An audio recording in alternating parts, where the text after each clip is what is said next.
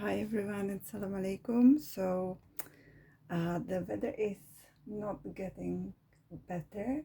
The season of colds and coughs and snuffles is definitely upon us. And actually today is just raining here. It's quite cold and gloomy. So I thought it's quite a good day to make my winter herbal, like immune elixir, if you like. You can find loads of recipes online called fire cider and similar. My herbal teacher used to call it Hooch. So yeah, there are lots of different names and recipes. Um, I usually make mine in the autumn, and my last year's batch is almost finished. So yeah, it's time to make one. So I thought I'll show you how I do it. I usually do two different versions. One only with apple cider vinegar. I usually use Bayona brand, raw with the mother. And one I do with apple cider vinegar and honey. So I've got about quarter of the jar left, which is just about right amount that I need. The one with honey is usually called oxymel because it contains the acid, the vinegar, and the honey. I use that one mostly for the kids because it's a little bit milder, if you like. And the one that is just with apple cider vinegar, that's for the adults. The ingredients are pretty much the same, but I use two different ways of doing it. So I'll show you first just the one with apple cider vinegar, the adult version. So that one I blend actually. So we will put in an onion. So you just roughly chop it really, because I'm gonna blend it. So it doesn't really matter what pieces I'm gonna use. So onion, few cloves of garlic, like that. Then you put in some ginger. You don't have to peel it. If you prefer to peel it, you peel it. I don't. I just maybe cut off the parts that are not very nice, and then again roughly chop it, just that the blender copes with it a little bit better. And just put it in there. Some hot peppers, chilies, or whatever hot peppers you like. So I'm just gonna, this is actually the only time in the year that I have hot peppers in my kitchen, and I specifically buy them for this. I don't use hot peppers or chilies otherwise. I'm not a fan of spicy food. Anyways, this, guys, this is horseradish. In my language we call it krzem. And it's a very good, it's a root vegetable, and it's very pungent, very strong, very potent thing. When I was a kid, I used to love the smell. I still love the smell. It's quite strong. And my grandfather loved like a sauce made with this vegetable. So horseradish sauce for meats and things like that. I didn't like that one, but the smell is really nice. So I'm gonna use just part of it because I need to leave a bit of it for the honey version. It's really hard. I might need some bigger gun. And still it's quite hard vegetable. It looks like this inside, or a root. It really smells nice. It has like a mustardy smell. The English mustard, I think, has horseradish or something from horseradish in it because it has very similar smell. If I scream, I've probably cut myself. This one is really tough. Oh, poor pepper. So again, oops, you don't have to cut it neatly or into two small pieces. Whatever works. however much strength you have to fight with it. So something like this. And just chuck it into the blender. Not sure if it's gonna even fit. If it doesn't fit, like, you can do 2 batches and then put them in a jar. You also are going to put in some turmeric. Right, so that's about it. Yeah, it's quite full now. Anyways, let's see. Again, turmeric, you don't have to peel it, just chop it into some pieces. The amounts of each ingredient are very individual, I would say. However much you want to put in there, or however much you can fit in it.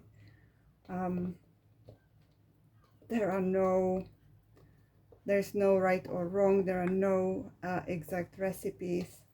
Whatever works, really. Okay, I'll go with this for now. Now you need to pour some, if you're gonna blend it, you need to pour some liquid. So I'm gonna put some of the vinegar in it. There. And we'll blend it and we'll see what happens. And then we might add some more of the ingredients in it. Right, so sorry about the noise now.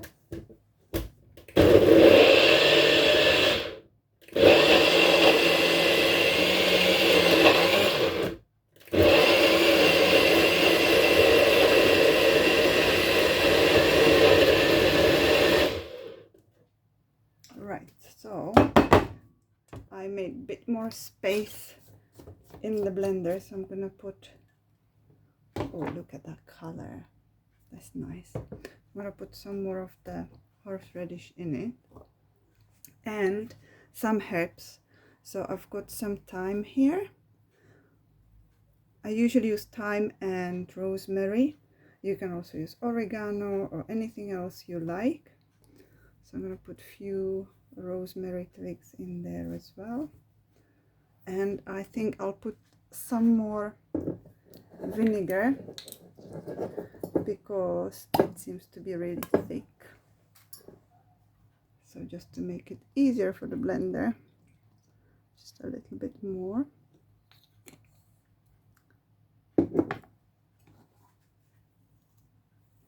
And in we go with it.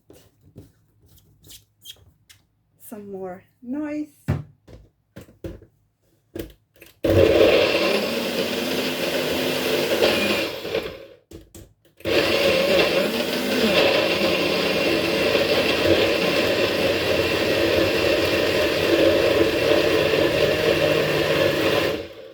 Right, so that should be enough.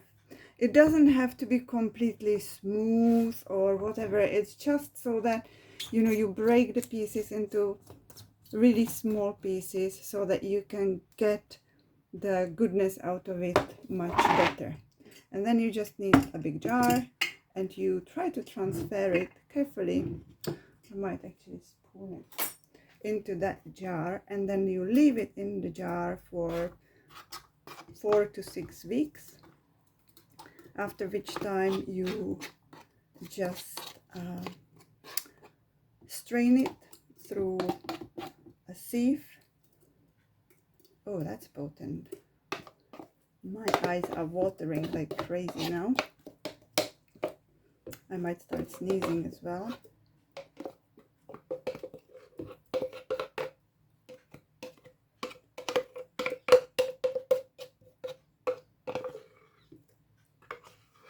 So something like this, and you definitely need to put some more vinegar in it. So you can use the vinegar also to flush your blender pot. to get all the goodness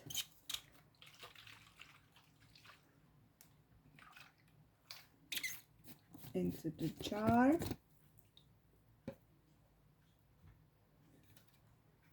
Obviously, because we're using turmeric, everything's going to be nice and yellow. But if you just put the whatever vessels and utensils you're using, if they get too yellow, if you just put them somewhere on daylight or sun, it will fade and it will be fine. Right, so that's about it. I left my spoon. You can give it a little stir like that.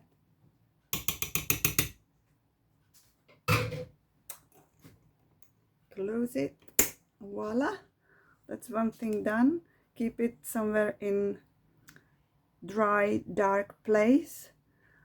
Give it a stir every few days, and yeah, 4 to 6 weeks and you're good to go. Now for the other one, for the kids one, so I've got the jar with some honey in it, and the process is very similar, but with this one I don't blend it, so I just chop all the vegetables into really small pieces. Again, it doesn't have to be neat, it doesn't have to be precise, just whatever works really. And that's just to help basically to get as much of the properties out of the plant material really as possible. So that's the onions, chop up the garlic,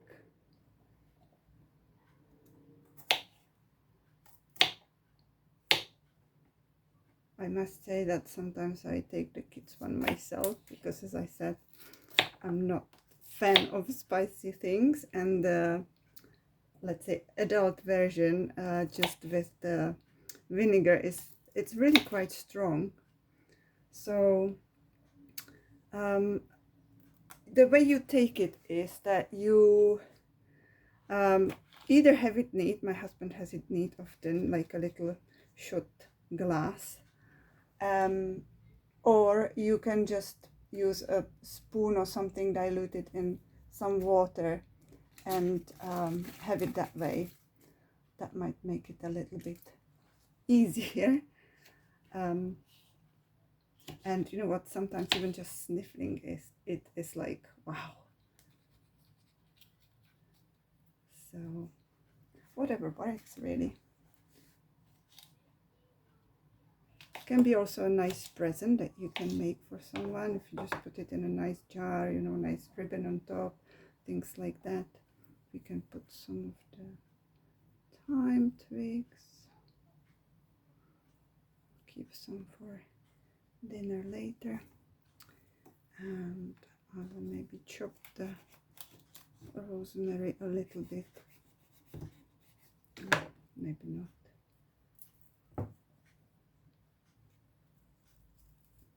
Whatever works really, as I said, there is no right or wrong.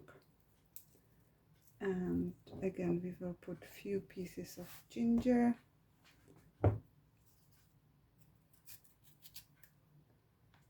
This one is not very nice actually. It's okay.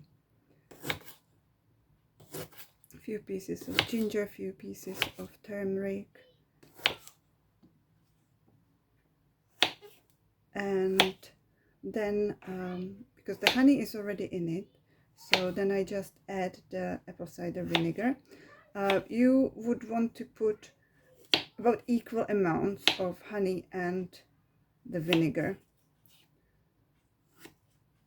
and again you let it kind of macerate for about 4 to 6 weeks, and after that I do strain the honey as well, just to get the plant material out of it, and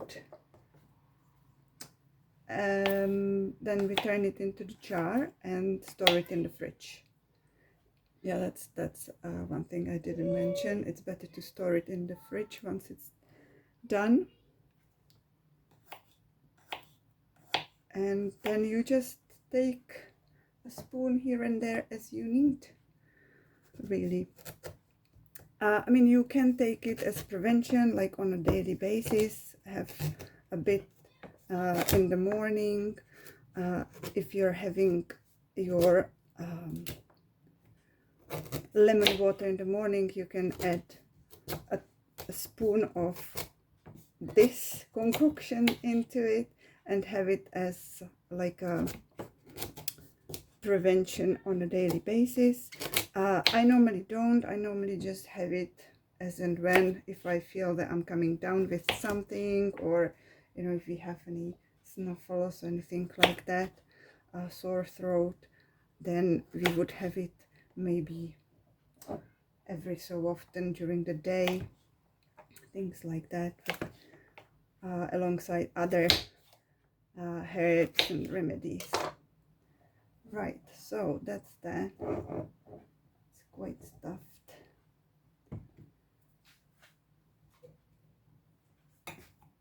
So you need to help it a little bit with a spoon or with a knife, just to press it, and just that the honey gets like all over the place. And then mix it with the vinegar.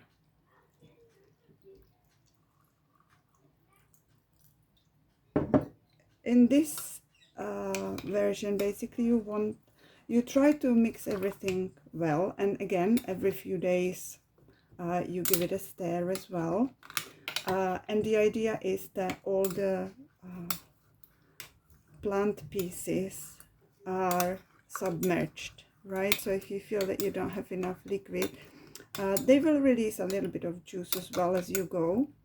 But if you feel that you don't have enough liquid there, you can always pour a bit more of the vinegar.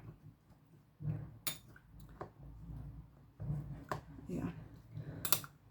And as it stands, I mean, it doesn't have to be perfectly mixed, because as it stands, the honey and the vinegar will work together and it will get more and more liquid as you go.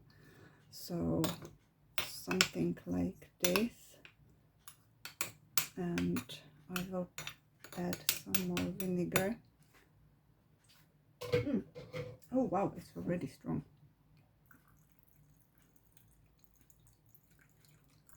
Right. That should work. Put a lid on. It's good to put some labels on it so that you remember when you made it. And that's about it. This one has quite a bit of space in there, so that's fine.